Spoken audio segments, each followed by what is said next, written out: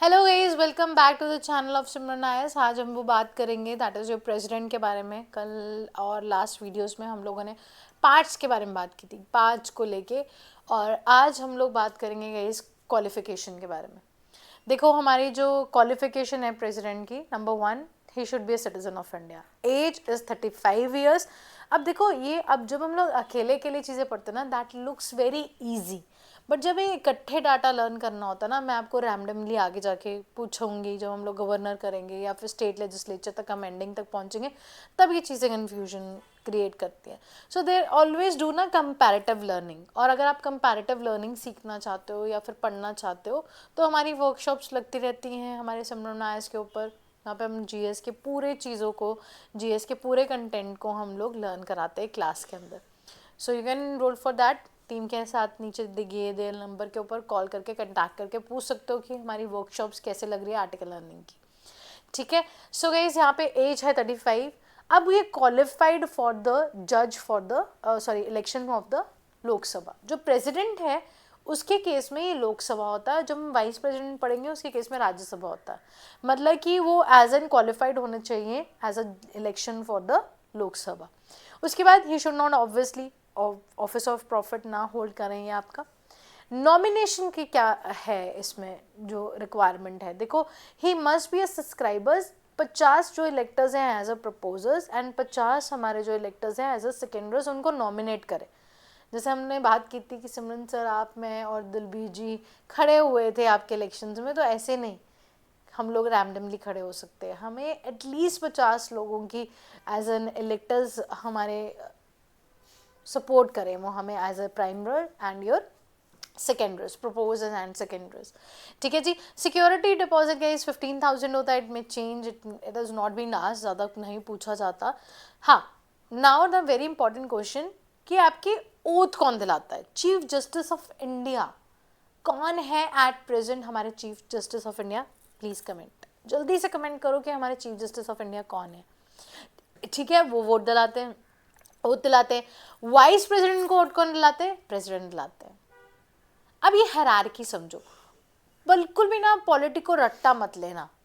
अब देखो, प्रेसिडेंट जो है आपके, हर एक किसी को वोट दिलवा रहे, वाइस प्रेसिडेंट को, प्राइम मिनिस्टर को, एमपीज को, हर एक किसी को वोट दिलवाएंगे।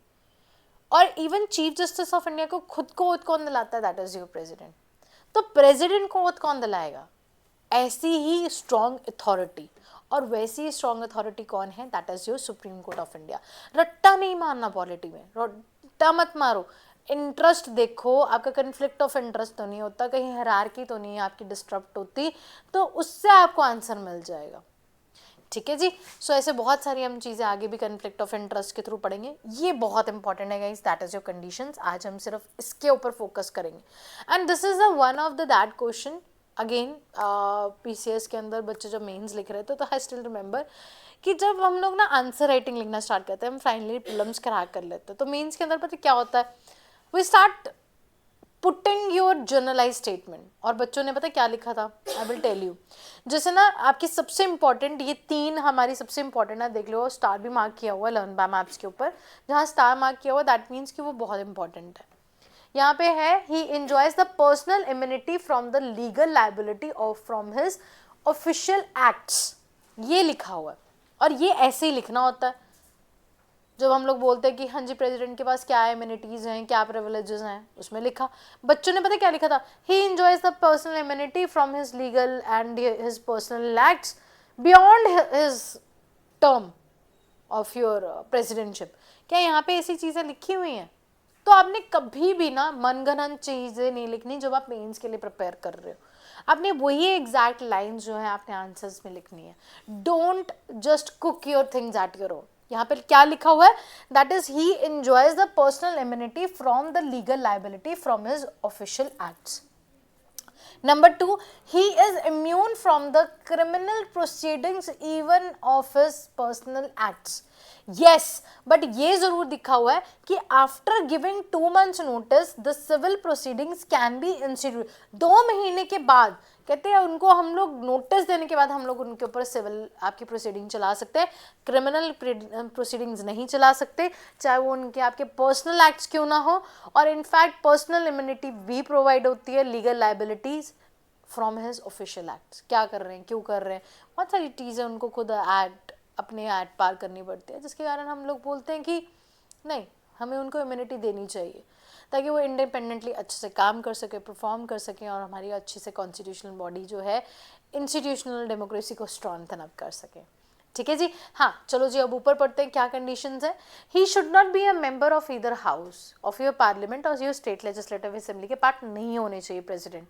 अगर वो है, he should move or vacant his seat before entering as a president. President को एंटर करने से पहले पहले वो उनको रिजाइन कर दें आपकी सीट से। he should not hold any office of profit.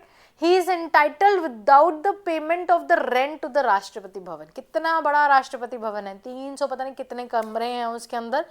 मेरे ख्याल से पूरा साल भी एक ही कमरों में रहे तब भी वो जो है आपका इंजॉय ना कर पाए आपके कमरों को। इतना बड़ा आपका उनको घर मिलता है because he is the first citizen of India. Come on, he should get the one, and इससे ज़्यादा प्रिविलेज उनको मिलने चाहिए। तो yes, he is the first citizen of India. And हमारे जो इन ये आपके जो पेमेंट ऑफ योर रेंट है वो उसके बिना जो है एंटाइटल्ड होते हैं यहाँ पे। Such announcements and allowances are privileged as determined by your parliament. ठीक है जी। सो ये हमारी कंडीशंस हैं प्रेसिडेंटशिप को लेके, और इनको बहुत अच्छे से याद रखना है, ये बहुत इंपॉर्टेंट है, स्टार मार्क इसीलिए किया हुआ है। And I will see you in to the next video. Thank you so much, God bless you, Jai Hind, जय भारत।